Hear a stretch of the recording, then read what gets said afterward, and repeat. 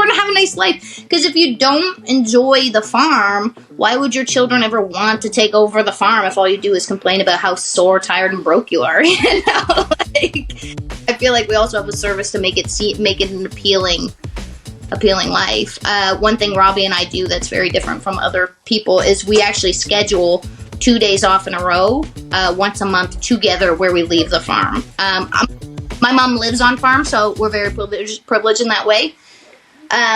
But one of us won't want to go, and we'll be like, oh my god, we have so much to do, and then like, no, the other one will drag, because divorce also doesn't look good on a farm either, you know, so like, old farmers will be like, look at you guys getting a day off, and I'll say, well, divorce doesn't look good on a farm, and they'll be like, oh, yeah, you're right, it doesn't. Yeah, really totally.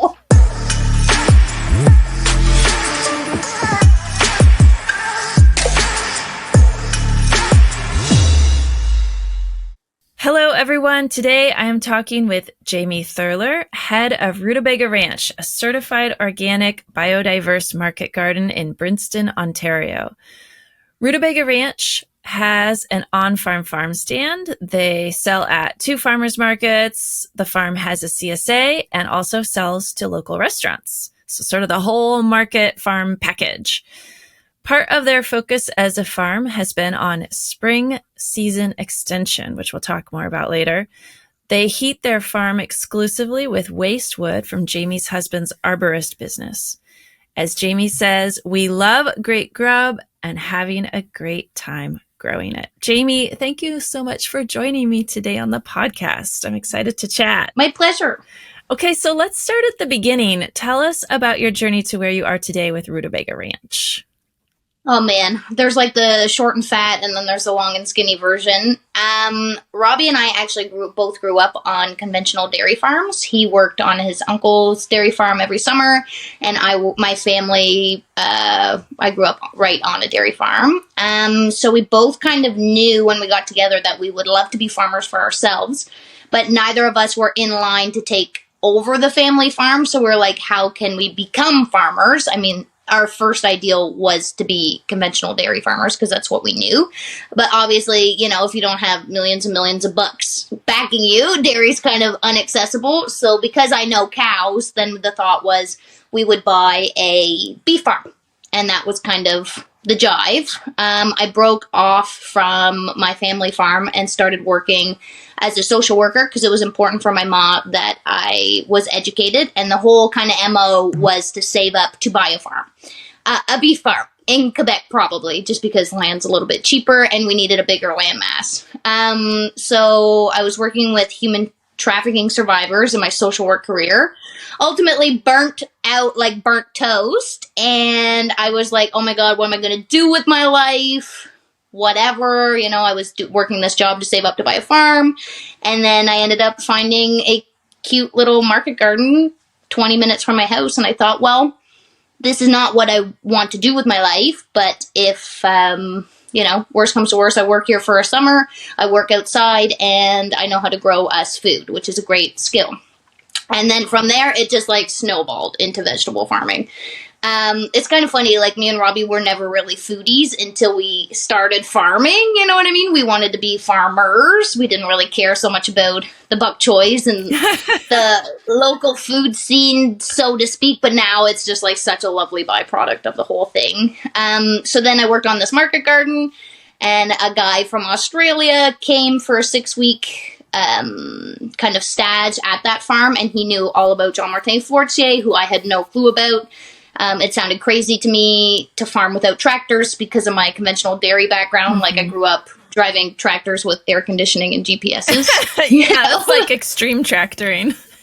Yeah, so it just seemed like this makes no sense. Like I don't get it, whatever. But then he said Farm to Ketchertown was hiring, and I didn't even know what that was. But yeah, I was like, well, I guess I'll apply. I mean, why not? Rock and roll. So I applied and ended up getting the job at Farm to Ketchertown, which like just blew open my whole concept of vegetable farming, what was possible, why human scale really works, and how I'm so glad that we're not tractor scale in retrospect because of like, I don't know, plant spacing and weed management. This just makes the most sense to us. And then we bought our farm in 2019, and yeehaw, here we are.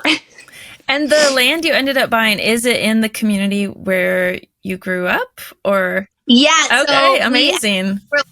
Oh, it's the best. That's one of my biggest recommendations is if you can start a farm in your hometown, like the best. We are looking at land in Gaspé Z because that's where my brother has a beef ranch, and farms are just a hell of a lot cheaper out that way.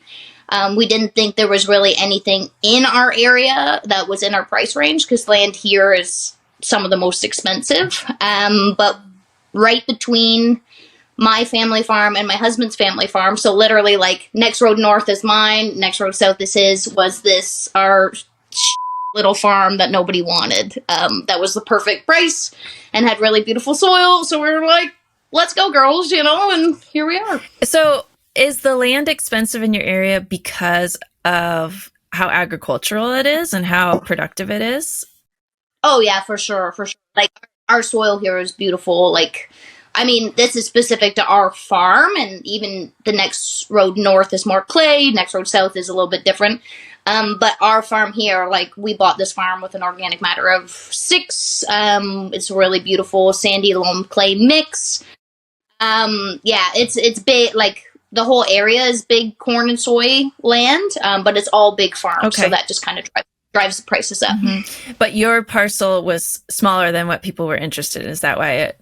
Oh yeah, and like too, it was just like it was really a Left 4 Dead. It was. We always laughed that it was more garbage than anything else. Like the house is really rough. It's the original house from 1870, which is fine for us. The barn needs a lot of work. It was owned by someone who was living in scarcity, so they collected a lot of shit. Me and Robbie hand-hauled 17 broken deep freezers out of our barn. 17 deep freezers? Yeah. Which the amount of deep freezers you have really lowers the value of like the listing price of the farm, you dig? So you want to find a place with the most deep freezers to get the best bargain, I think. I don't know. Wow, that's an impressive amount of deep freezers. Okay. Yeah, nobody wanted this farm. Like it was 9 acres, which is kind of too small for what anyone else would want to do with it. And then it was too much garbage everywhere, and like just like we always say you couldn't see our barn from the road, and our barn's very close to the road, like it was just overgrown. So how long did it take you to clean it all up? Well, like now it's just all our junk everywhere. So. Right. How about clean up their junk? How long did it take you to clean up their junk? I mean, probably like a year or 2. We were like, me and Robbie, like especially before we had the baby, the work we've done is just, I would never want to do it again. I couldn't ever do it again. Like we just had such a drive and a gusto to just get it done and get it cleaned up. Everyone thought we were crazy for buying our farm because it was such, a hole, for lack of better terms. But now in retrospect with COVID pricing and what we're doing, it's like, and now people see that it's cute and there is a lawn and it's not just deep freezers everywhere and scrap. Now people think, oh my God, must be nice to have bought a farm at that price. Do you know what I mean? So it's really like worked out wonderfully. And as far as like 9 acres not being of interest, I'm not super familiar with the geography of Ontario. Are you not, how close are you to like any kind of urban center or metro area? Like, is it too far that somebody would want to be like a rural resident? I think just like our place would have been worth more if the house and the barn and everything was flattened. Do you know what I mean? If it was just bare land.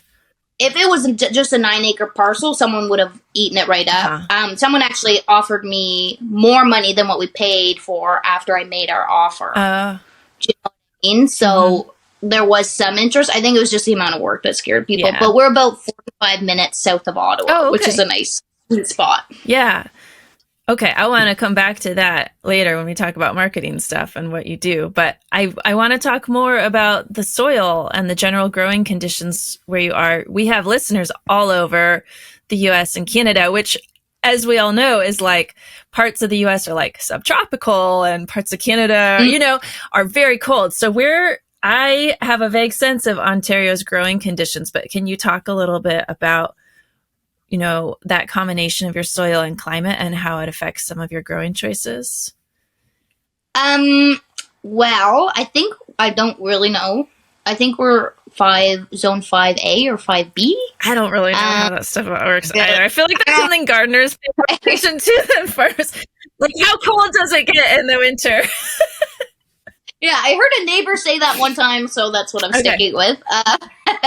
But I don't know, like it gets like 30 degrees in the summer, and it can get, well, not this winter, it's been really mild, but it can get like minus 30 for a while in the winter. Okay, so 86 would be in the summer. That's a heat wave for you? Yeah. Okay. And then let's see, what you said, minus 30 degrees? Yeah. Let's see. Okay, that's minus 22 Fahrenheit. Yeah. Cold. Okay. I just want to do that. Okay. Keep going. Sorry, we had to do our cross-border conversions here. And yeah, our soil, like I said, is very clay loam, beautiful. There's enough sand in it. It's got great topsoil. We really bought the farm for the soil. Yeah. Do you know what I mean? And location. I think a lot of people buy farms without and then farming is kind of an aftermath. Like, we dug a hole. The house was horrible, but the land was okay. So this is good. And the mortgage was on point, which I think makes vegetable farming more fun. Absolutely. Yes. Yeah, we are on floodplain.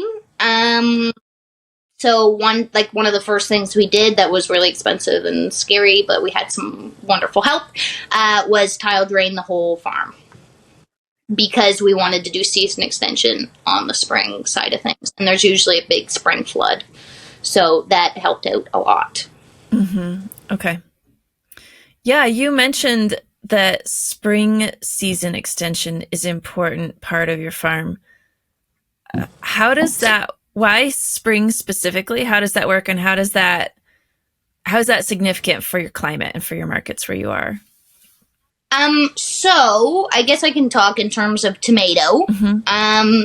So we start our tomatoes in the beginning of January, which makes some of my regular non-spring season extension farmer friends want to puke. They're like, "Oh my God, I'm still resting in January. Mm-hmm. Forget it."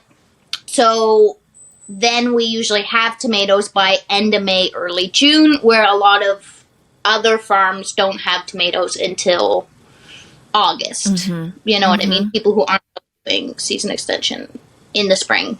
So why that's important to us, I guess, is we think it's kind of fun. We like the challenge. We're a little bit punk rock, so we like the big gamble, someday we're going to lose it all. Hopefully it's not this year, But then to have the first tomato at the market and people are so jazzed is really the big payoff. And then 2, we set the price. So because we're the first ones with it, we can charge quite a bit more. We don't reduce our price in August when everyone else has tomatoes.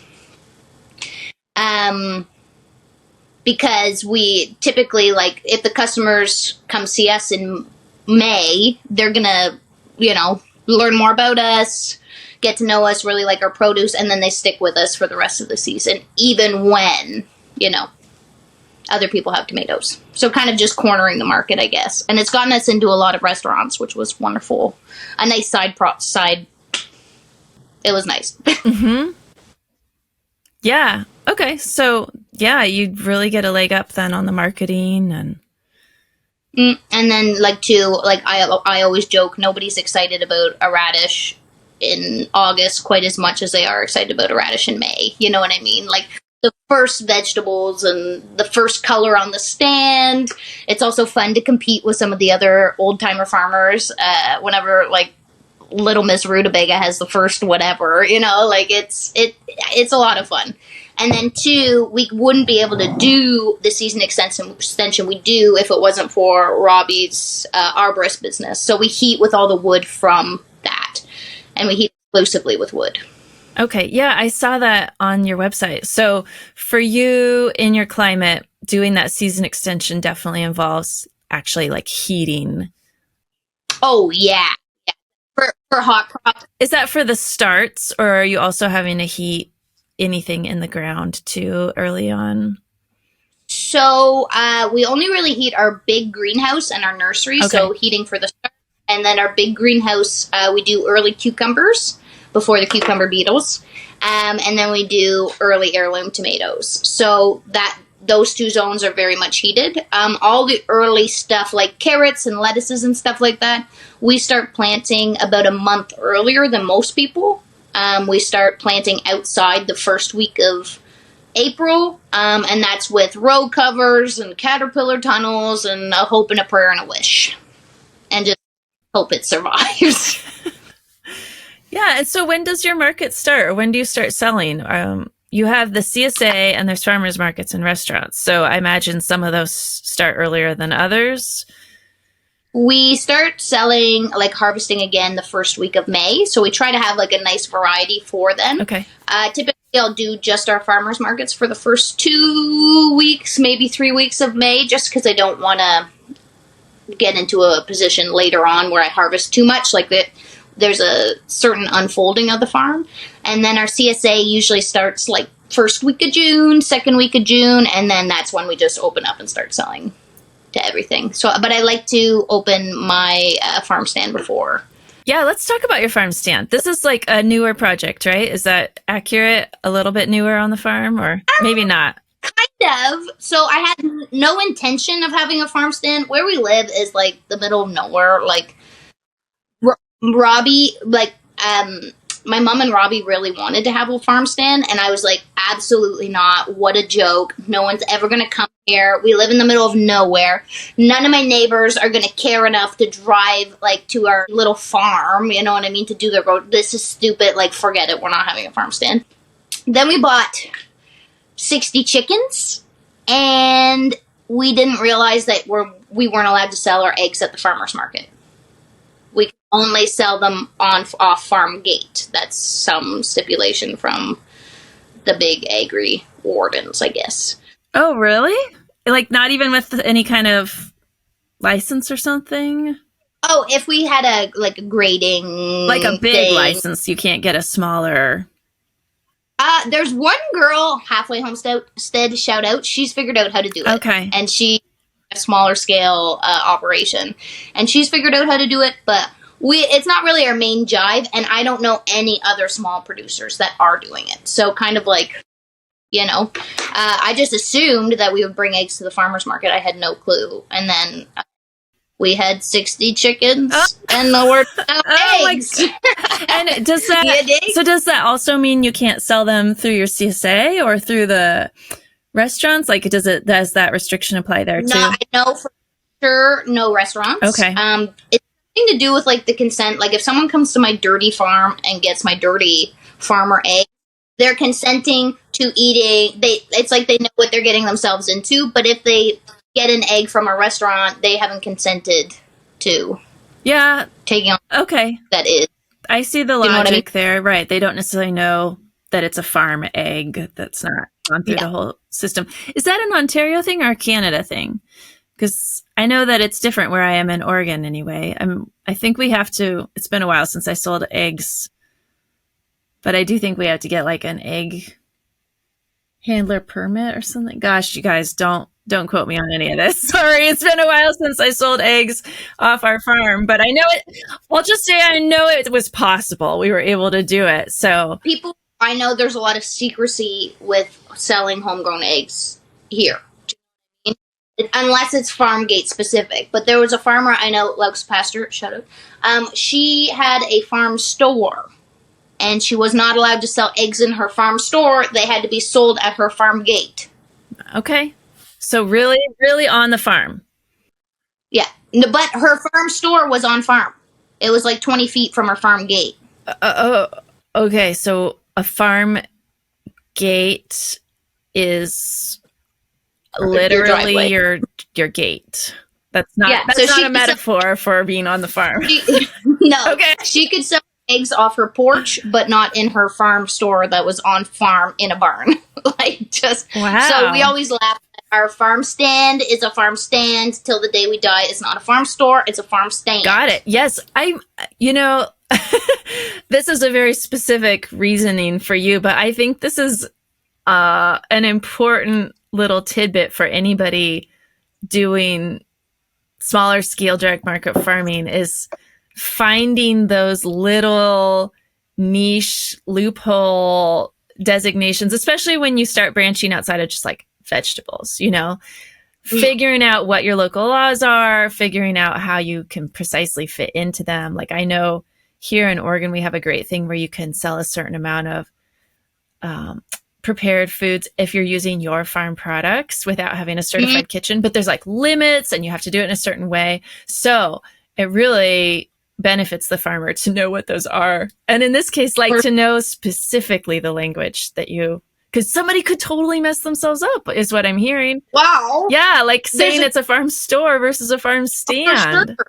There's a fantastic little organic creamery just not far from us. And like, how lovely would it be to have their milk in our farm stand? But as soon as I bring someone else in, then I'm technically a store. And like, okay, you know what I'm saying? So having that just be your product is also an important part of making it a farm stand rather than a farm store. Maybe. We don't really know. Okay, I hear you. Yeah. Okay. Again, a hope, a wish, and a prayer, and I hope it works out, you dig? Yeah. Nobody come knocking yet. Okay. And we hope they don't. We did have the USDA come knocking at our farm one time when we were doing something questionable. I will just say that. It was terrifying, and it worked out. Okay. So sometimes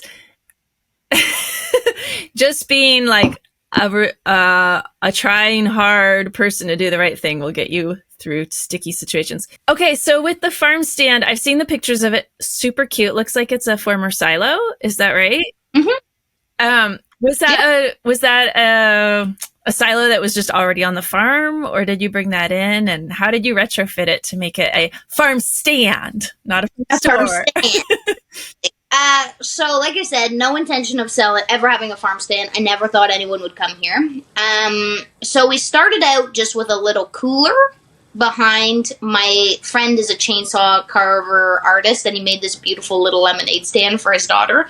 So we painted it up in farm stand so we could sell the eggs from our 60 chickens. And then my mom was like, "Oh, we have too many cucumbers. I'm going to put some more cucumbers in this little cooler with the eggs. People might want them, Jaymie. Come on." I said, "Mom, grow up. No one's coming." So then the eggs and the cucumbers were always gone, and the little cooler was empty. Then we started having people come from Hell's Half Acre to come look in our stupid little cooler, and Mom, "Oh, I'll put some Swiss chard and some whatever and a couple of things." And then the cooler was always empty, and I had all these messages online being like, "Went to your farm stand, nothing was." I was like, "Oh my God, people can't be driving out to the middle of nowhere." But they were. To get no vegetables, So then, wow. I felt really bad that people were actually making the trip, which surprised the hell out of me. And it was cash only, what is going on? So wonderful news. So we started doing custom orders for farm stand pickup with our little cooler farm stand every Friday. So I'd tell people what we had, and they would message me and put an order in, and we'd put all the bags out to the little teeny farm stand. And that was wonderful, and I couldn't believe how many people would do custom orders and for the amount of money that it was, but a lot of facilitation, having to message each customer 3 times, having to, it was just a lot whenever it was already our harvest day. Do you know what I mean? So I was like, "Oh, we got to do something better. If people are actually willing to come, we need to have something nice for them to come to." So I was like, "What can we do? It's got to be cheap," because this was our first year farming. We had no allocation of funds, for a farm stand, and all our credit cards were maxed out. LOL. So LOL. I'm sure that no farmer out there can relate to that one. It was our first season farming. Yeah. There was a lot of other unexpected expenses, but we're like, we got to do something cool. So my dad had the grain bin at my family farm, and just it was never in use my whole time growing up. So we're like, we're coming to get it. You're like, by the way, that's now ours. And he was so super supportive, and he's like, "Wow, what do I want this piece for?" Like, of course, if you can do something with it. So then we, some cousins and some friends of ours got together, and we tugged her down the road, like super sketchily, and then cut a hole in it for a door and put a cooler in it, like a fridge, which was a game changer because then people could come and actually get like nice looking vegetables that weren't like a hot little cooler all day, you know what I mean? Then we took all the nice furniture out of our house and we put it in there. So it would be nice for people to go to our cute little farm stand. And it was cash only for the first year, but it was even now we'll be sitting at lunch and we'll see cars rolling in and out. I just can't believe the success of our farm stand. Like, I'm so humbled. And I just love our community so much. Like, just, wow, what a wonderful, pleasant surprise. Yeah, so where are people driving from? Like, how far are they coming? You said that you're not... From Ottawa sometimes, wow. Which blows my mind. Like, there's someone in a Virtue Car, which is like a car share service. So we've been working and we'll be like, what is that in the driveway? And somebody rents one of those cars and drives all the way here a couple times a year. So if that's you, like, shout out, love ya, but all over. I think maybe it is a little bit of a tourism thing because people really like that it's self-serve. It makes it like quaint. They can't believe we trust people, you know what I mean? Like, there's a romanticized idea about the self-serve farm stand, which I think people really like. And we have it right in front of our chicken run, and we have 2 little goats, and so the chickens and the goats are always out. They're never in the fence. So I mean, people come and they see the little goats and the peacock, and it's just chaos and part of the charm, I guess. Yeah, I'm sure that it's a sweet experience. Are farm stands not super common in the area? No. Okay. So this is a pretty unique experience that they can have. I think it's coming back with Instagram. A lot of people will have porch pickups and this kind of thing. But it's not like in the States. Yeah, I was going to say, like, where I am, between us and town, there's like multiple farm stands. Yeah, no. We were like people were like farm stand, like even like it's making a comeback. Yeah. We always say and revival. But yeah, no, not very common. So you really were ahead of the curve there. Also, it's really cute the way you did it up. All of our furniture from in the house went out there. Yeah. Yeah, no, it's super cute. I can see why people would, if they're like, let's go for a drive in the country and get some food, why it would be a destination for them. Because you definitely made it more than just vegetables in a cooler under a roof, it's cute. One big game changer as well. So then I was thinking, oh my God, I can't believe anyone's coming here, number one.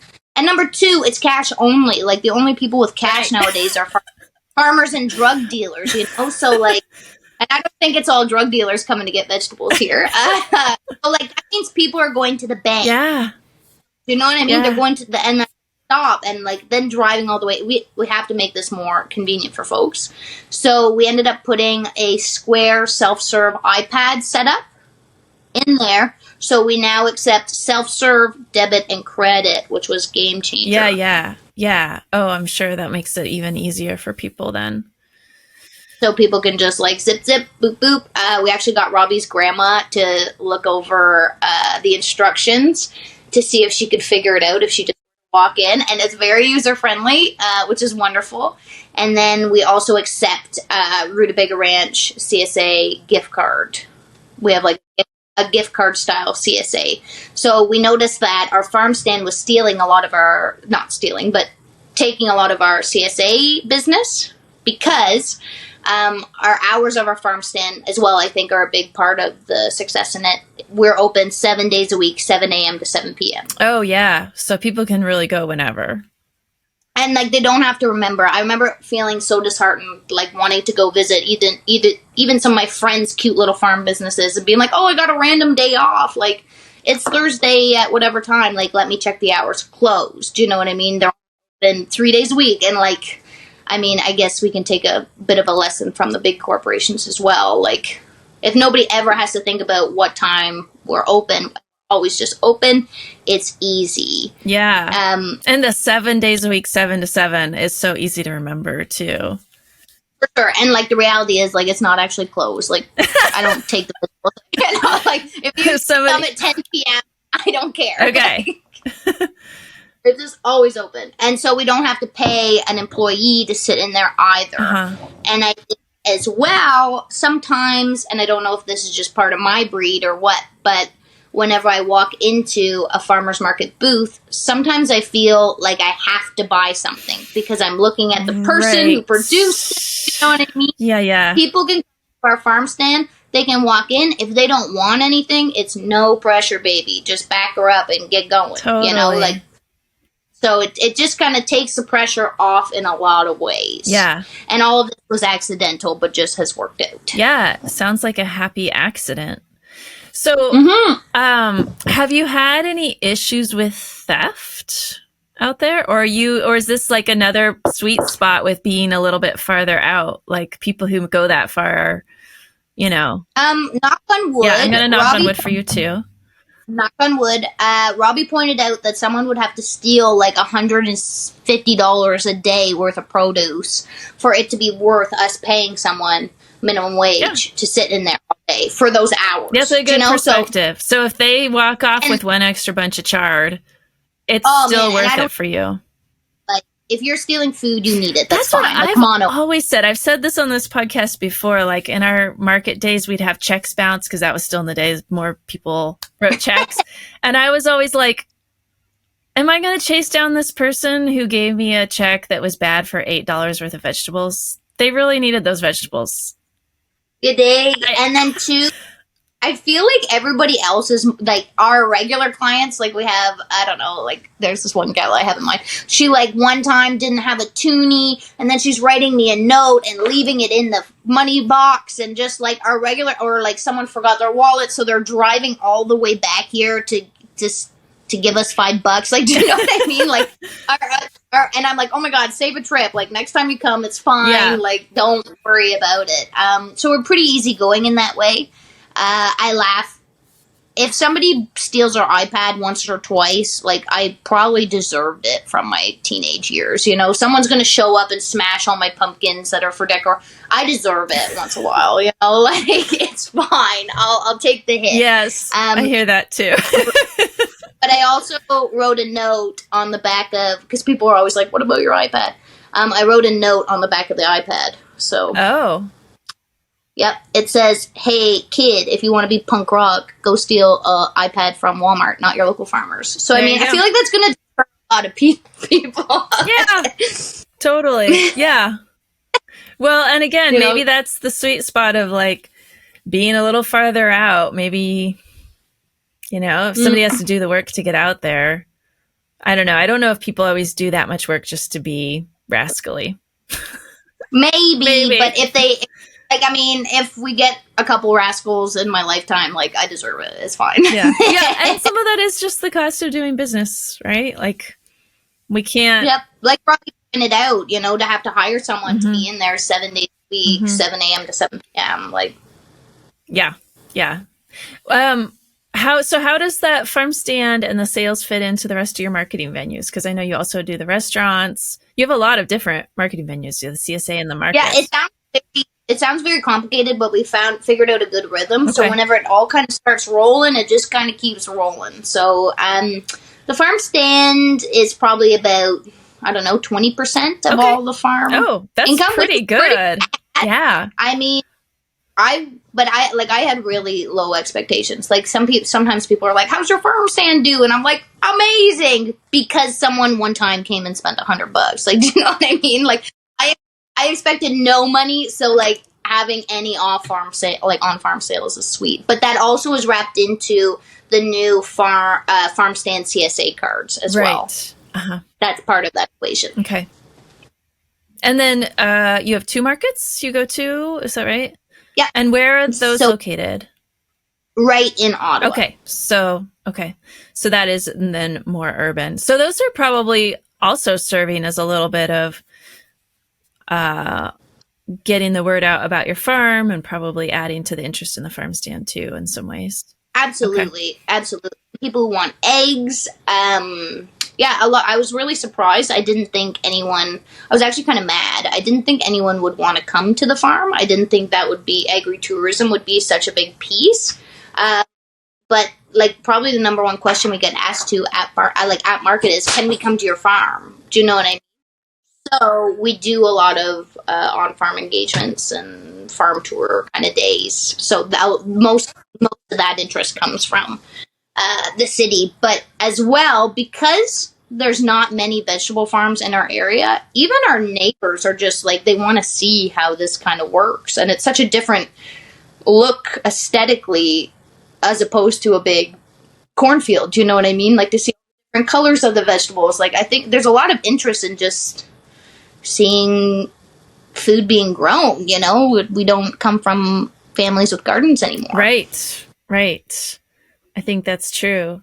How has that been being, sounds like you grew up in bigger farming, so you're very accustomed to the workings of that world. But I'm curious now, operating a certified organic farm that's only 9 acres surrounded by bigger ag, have there been any challenges around that in terms of overspray or, I don't know, any challenges? I'm also surrounded by pretty, not as big as what you're surrounded by, but conventional ag that it farms very, very differently than how we do. And I know we've had some challenges over the years with that. I thought we would. Okay. I thought that us existing as a certified organic farm would kind of like be confrontational in a way, but I think we've done like my whole family is conventional farmers. Robbie's whole family is conventional farmers. I love conventional farmers. My neighbors are conventional farmers, and honestly, like everyone has been so incredibly supportive,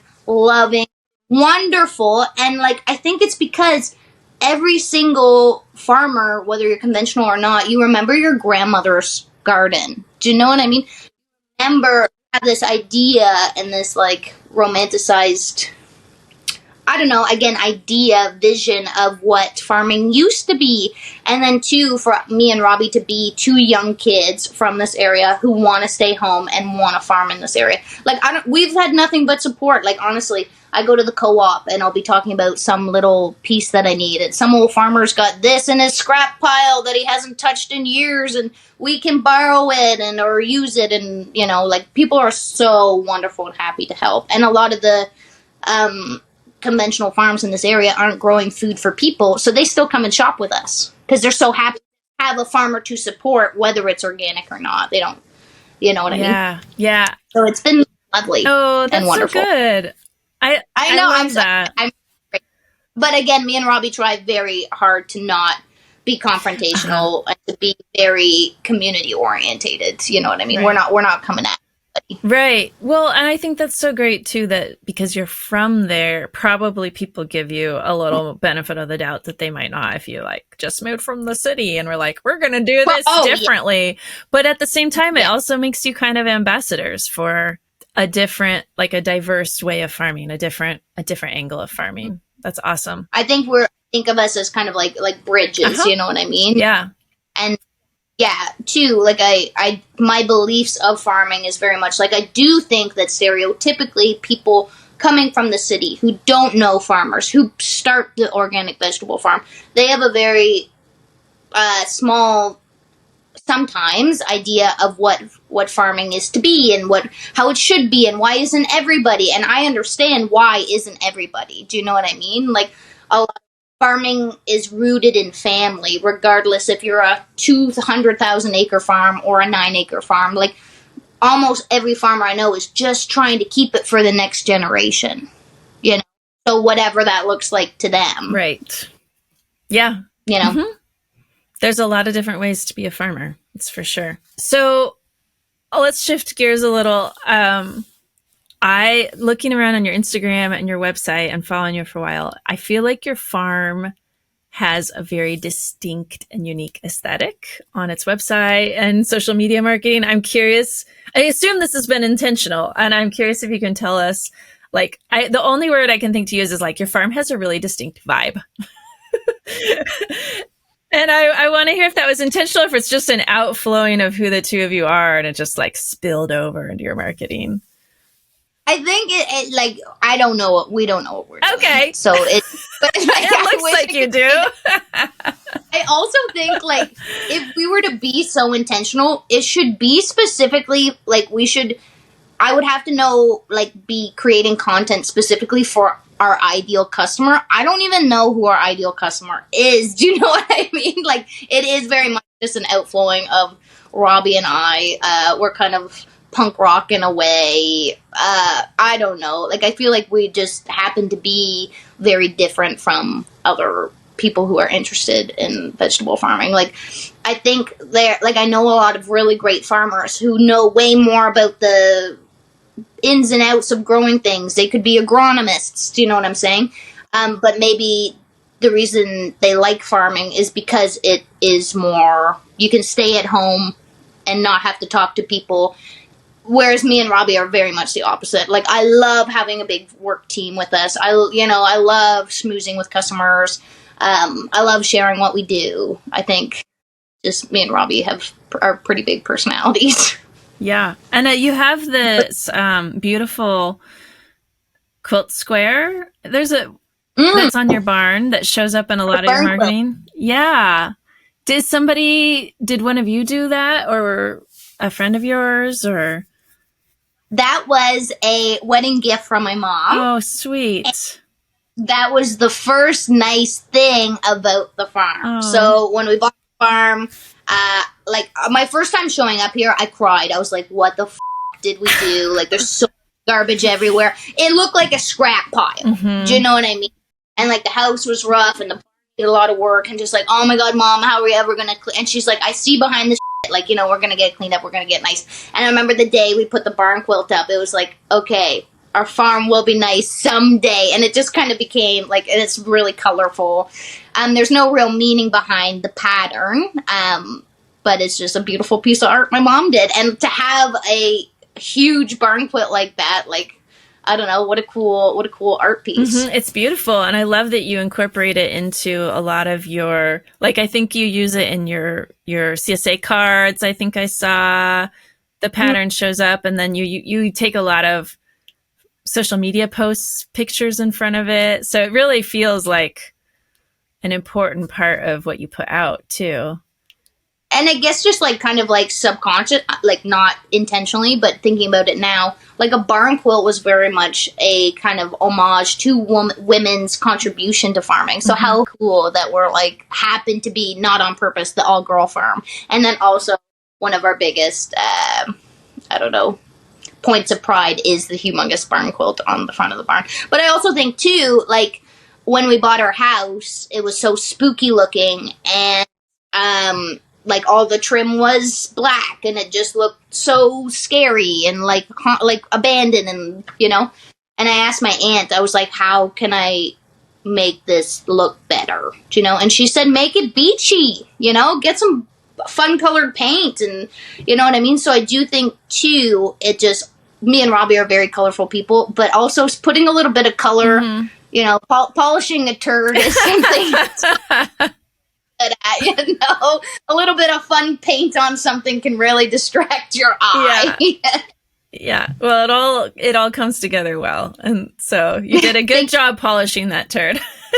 I appreciate it, and too, that's the success of our farm stand. You know what I mean? Like, is social media. If people don't know where you are, right, then why would they ever come? Yeah, 100%. You literally.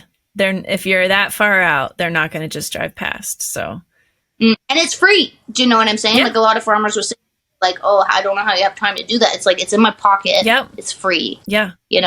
I wish so badly that we could all be like the last generation of farmers that didn't need social media, didn't need to give so much of themselves to sell vegetables. Do you know what I'm saying? Like, I feel like the output of what we're expected to do is pretty high. We can't just grow vegetables and put it on a table and say, come get it. No.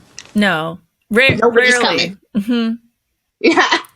Maybe intentionally Yeah, I'm not going to rule it out completely, but yeah, most market farmers have to work for it.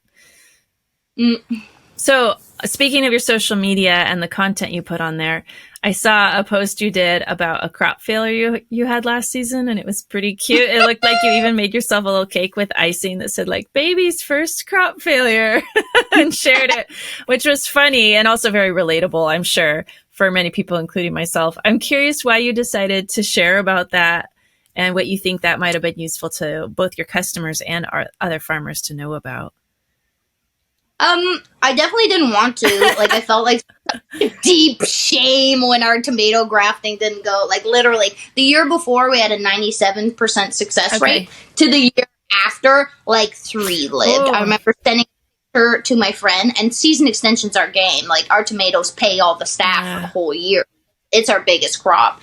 And I remember sending a picture to my buddy Joris and being like, Joris, like, are these dead? And he's like, Jaymie, they're crispy. They're long dead, like. Oh. I didn't want to do anything. I was so paralyzed in fear financially. Like, we're a new farm. I found out I was pregnant like 4 weeks later. My gosh. Can you imagine? Yeah, rock and roll, which made more as to why I was so emotionally distraught over this crop failure. And then I wasn't going to reach out to anybody. And then Joris reached out to a girlfriend of mine that I worked with at Farm to Catchota, who also had a crop failure issue. And so anyways, my girlfriend Mo just kind of was like, hey, Jaymie, out of the blue. And I was like, she knows. And then she knew of 10 other farmers that I really look up to that had the same issue. And just like, I realized, like, baptism by fire. This is just part of the game. Like, one of our mottos for this season became, like, we're not God and plants want to live. Like, there's only so much I can keep alive. Like, it just sometimes doesn't work out. So after finding out about how many people that I really look up to have had big crop failures, I was like, I kind of owe it to others. Do you know? And I want to be a safe space because, like, if a farmer reaches, like, I don't want a farmer to lose all their tomatoes because they're too ashamed to reach out to me. And I happen to throw out 30 plants that could have, made or break their bank account that season. So I think there needs to be, how many plants can we really keep alive here, guys? Yeah. Yeah. I think it was a powerful way of sharing, like you said, to normalize some of those challenges. That I do remember that feeling of shame when things would go really wrong behind the scenes, and we're like trying to put on a professional face to our customers and pretend that we didn't just freeze a whole week's worth of lettuce in a cooler or whatever. But I did always find that sharing about it helped. We had a CSA newsletter that I wrote every week, and I didn't share every single thing that went wrong because that would be like people would start bailing, and they don't need to know it all.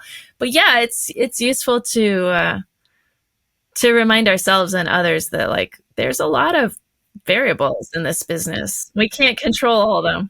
No, and so many moving parts, like I said, and then to add a baby onto it this season, like I just have this whole idea, like, I cannot be a perfect farmer anymore. Not that I was, but do you know what I mean? Like, just like, let's just.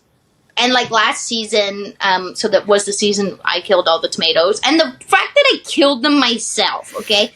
I took a razor blade and cut their heads off. They were beautiful. I could have just not touched them. I could have left them, but I wanted to send more product. Let's go, girls, And so, anyways, I just killed them myself. But then our pond went dry. We had a couple issues with employees, like, just last year, and then there was, like, wildfire smoke while I was, and then being pregnant. So I feel last year just, like, stretched my stress response so it could be bigger this season with a baby. There you go. It was preparing you. We now have contingency plans for if all the worst things happen. And then, two, what a beautiful thing to know. Like, my worst fear ever would have been if all the tomatoes died. They did. And to realize, wow, other farmers had my back, helped me out so much. And, it all worked out anyways. Like, we weren't even our crop wasn't even that late. We still kept all our restaurant clients. It was fine. Oh, well, I'm glad there was a happy story or happy ending to that story anyway. Yeah. I think sometimes we make happy endings, just saying. Like, Absolutely. We had our well fail in the middle of the summer one year, and that was terrifying. I would put that in the category of like the worst thing you could imagine happened. That's very, very bad, you know? Yeah. And it was like a mechanical failure. It was just like, and it wasn't the pump. It was the well casing itself. So it's a whole other story, but it was real expensive. Big money, man. Like the thing that it takes big money to fix big on the farm, you know? And like, I don't know many vegetable farmers that have that kind of dough kicking around, you know? Like, yeah. And that's a whole other story. It worked out is the end of the story. I'm glad. Because of some people's really great help and some good sales. Anyhow. So, but the baby, you had a baby. Congratulations. Just pretty recently, right? Like a couple months ago? First week of November. Okay. So I guess. Yeah. He was, we plant a lot of crops on the farm. I'm glad that this crop planning worked out in our favor. Yes. Yes, I had my first baby was born in December, and to this day, every December he's like, "This is the worst month to have a birthday party," and I'm like, "Yeah, but it was the best month to have a farm baby." Absolutely. We weren't. Sorry, I wasn't thinking about your birthday parties someday, kid. All of our babies, if we have more, their birthday is like that first week in November. What a wonderful sweet spot. And I feel like he's getting a little bit more independent and more predictable. Like, we have each other figured out. I'm just kind of coming out of my postpartum shell, and we're just kind of starting the farm again. Mm-hmm. So... Right. So as I do this interview with Jaymie, it is February 15th. So this will run a little bit later, but we're right at the beginning of when the season will really ramp up. So how is it feeling different being parents going into this year for the farm and your management of it? Have you made any changes in terms of how you're going to do things? So we planned the whole farm really was built around, like, the reason why I want to be a farmer was really to raise children on the farm. So this is like the dream come true. Literally, look at any drone shots of our garden. There's a big hole in the middle. And that is so, I mean, we can't do it right now. He doesn't need it right now anyways. But build a play structure or a, screened-in gazebo to contain the children of the garden so I can be working. And Robbie and I's biggest question before we bought this farm was, do we have kids now and scale with kids, or do we wait to have children, scale up to a point where I can be more of a manager, you know what I mean, have more employees, which was the option that we chose to do. Because one thing that makes our situation a lot scarier when I first found out I was pregnant is the fact that Robbie's not really interested in working on farm full time. Like, he does, he is an arborist, he pre-baby was working 80 hours a week outside of managing this tree company. Like, it's his own thing. So this is very much like, I'm the farmer and the farm wife, I have my working on farm. She's the employee of the farm, which is wonderful, to have someone else with as much skin in the game, so to speak. But so how is this going to work? Like, I was really, really scared. But it's all now post-baby, I'm like, we can do this. I'm feeling more confident. He's lovely and, super chill. Oh, I don't know. Nice.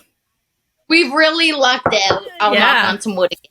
Or he'll be terrible at some point, but feeling good. Good. Yeah. And what is your skill? I didn't ask you, like, in terms of acres and production, employees. It looks like you have several employees. Yeah. So it's hard to say because, like, some folks are part-time, some folks only work 1 day a week. One thing that we have, which I don't think a lot of other farms have, is one of my girlfriends. She's been with us for 4 years. Sam, she works every Friday just washing vegetables. Not just washing vegetables is an important job, but you know what I mean? Like, so it can look like we have a lot of full-time staff, but everybody kind of has different schedules. So we farm 1.5 acres, and we plant our 1.5 acres about 3 times. So our crop plan is really, really, really tight with only about 2 weeks in between cropping out and replanting. So our guess is we're feeding 200 families weekly and the restaurants, but we don't really know. Mm-hmm. Sure. Yeah, it can get squishy figuring out some of those numbers, especially with double cropping and many marketing outlets. So, and are you still using those no-till techniques that you learned when you were working elsewhere? Yeah, so we're very much, human scale, hand tools, BCS. We only power harrow the top 2 inches, just deep enough for our hands to get in the soil to transplant. We use a push-behind jang seeder. We're a broad fork style. Mm-hmm. Okay. Yeah. Great. Looking ahead, do you see any long-term challenges? Your farm is still relatively new. You've hit... We're babies. Yeah, what year is this going to be for you? This start of season 4. So we've only done it 3 times. Like, I can't believe it's only been 3 times and it's already been 3 times. Like, I feel like an old now. You know what I mean? Like, right. I feel like an old woman. So you've gotten probably a lot of things figured out in those years, but are still... I mean, it's a steep learning curve. I'm sure. I'm sure you were in a very different place than you were in year 1. Oh man, I literally, like, people were asking me, how was the birth? Like, birthing this baby was less painful and less long of a labor than starting this farm, I tell you. Like, I'm happy where we are now. I love our life, but I would not do it again. Mm-hmm. Like, if somebody said, okay, we're going to scrap everything you just did, restart now, it's so incredibly intense. Wow. But we're on the other side of it. So that is. Yeah. I hear that. Wow. Yeah. I think the entrepreneurial spirit, for most people, there's those rare people I know who are serial entrepreneurs. But for most of us, we got that once, maybe twice in our life, that kind of energy. Where you dig in and start something from scratch. And 2, I think it was good. Like, I think I'm having an easier transition even into motherhood because I've had this immense responsibility and stress financially, physically, spiritually, in my identity of even just starting the farm. So it's almost like, oh, all right, like, we can... You can do this. You can do another hard thing. Oh, something unexpected, an unexpected finance, like something finance, like it's all in line. Yeah, you know? You were being trained for it. Yeah, for sure. Well, going forward, what kinds of goals do you have for the farm that maybe you haven't achieved yet, like long-term visions, or also what kinds of long-term challenges do you see? Like, what are you picturing as you look ahead to the future? I want to keep everything, like, especially because I'm in my season of having babies, you know what I mean? Like, I have a lot of men in my life who are like, oh, are you going to expand? No, no, we're not. We're keeping it cool. We're keeping it the same. We're keeping it more streamlined, more efficient. Do you know what I'm saying? But we're very much staying in this window of what we currently got going on and just kind of making it better. My biggest fear, just in general, which I think is really common with farm, is the financial sustainability of the farm. Do you know what I mean? Like, we've done really, really well. We bought a farm that was very cheap, but the margins on a farm are small. Adding children into the mix, just like this maybe, and then inflation, it feels like this little life that I wanted is getting a little bit smaller. So, I don't know. But then I feel really grateful that we grow our own food and, hopefully, to stay home and to raise children. I think I really am optimistic for how it's all worked out this far. So, I mean, it should work out a little longer.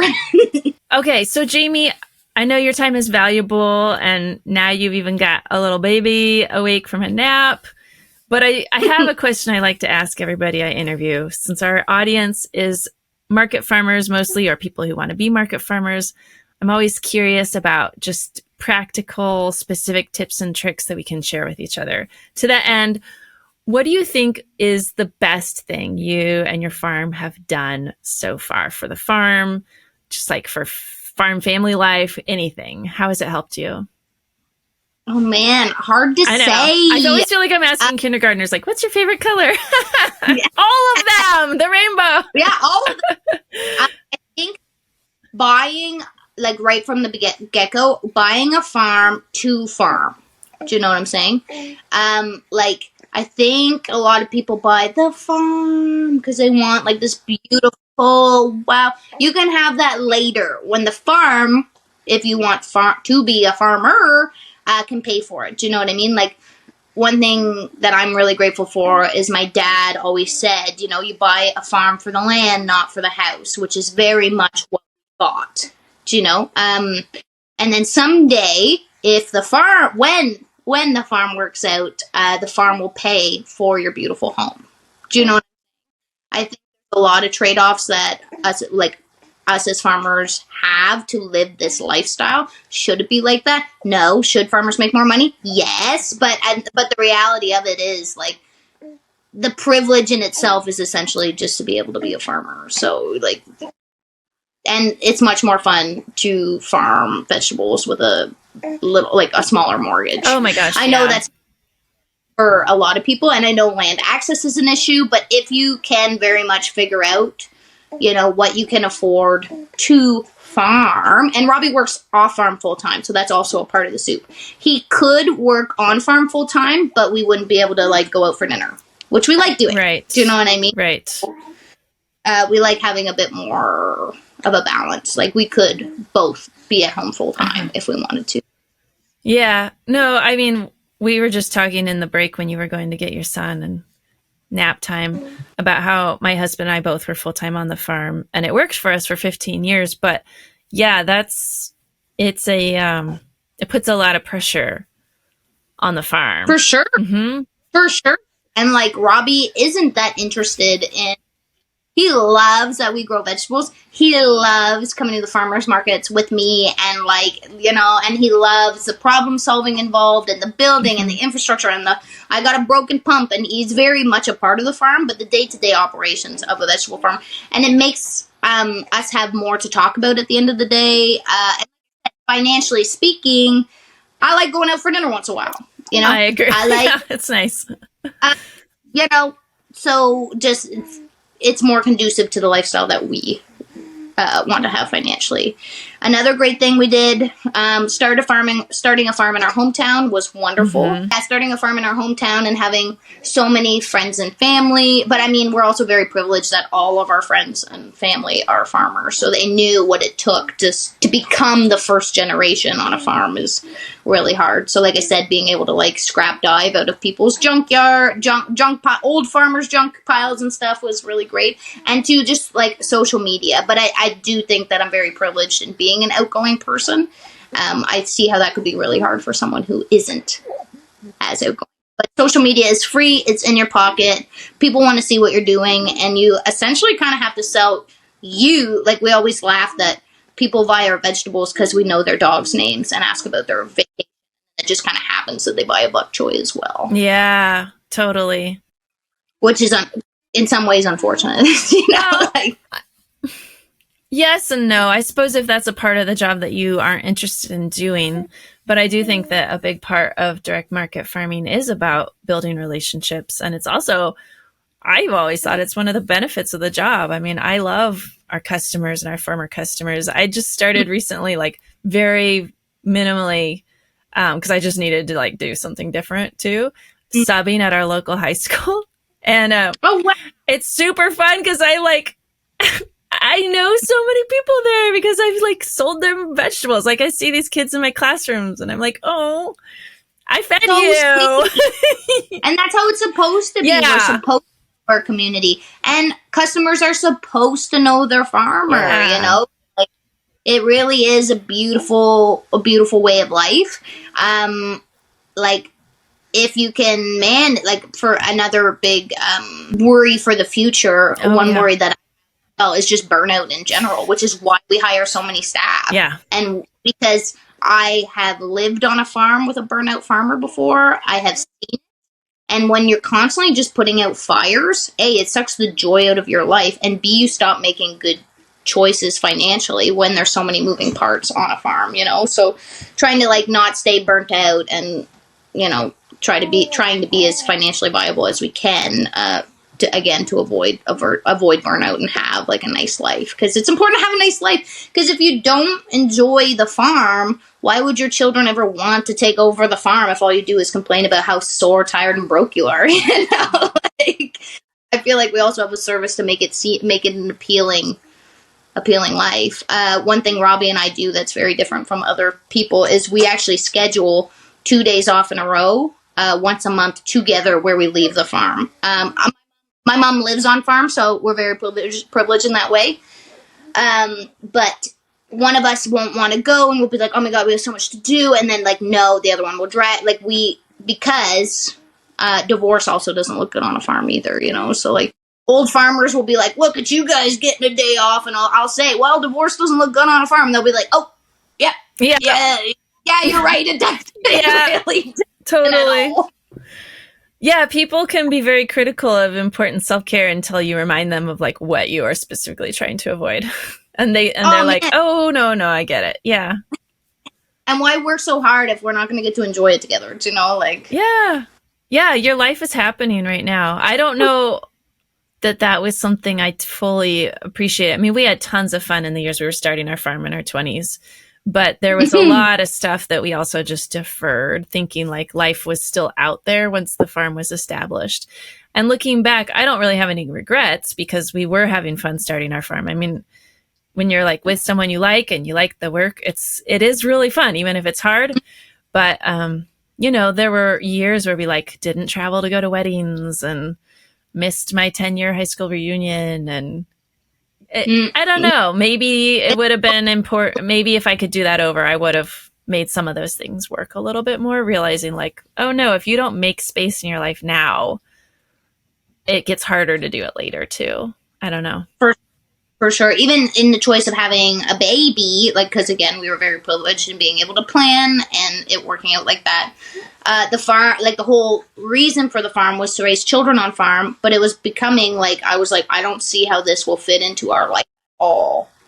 I don't, like, almost getting to the point where I wasn't really, like, I was kind of like, I'm really scared to have children because the farm is so busy and crazy.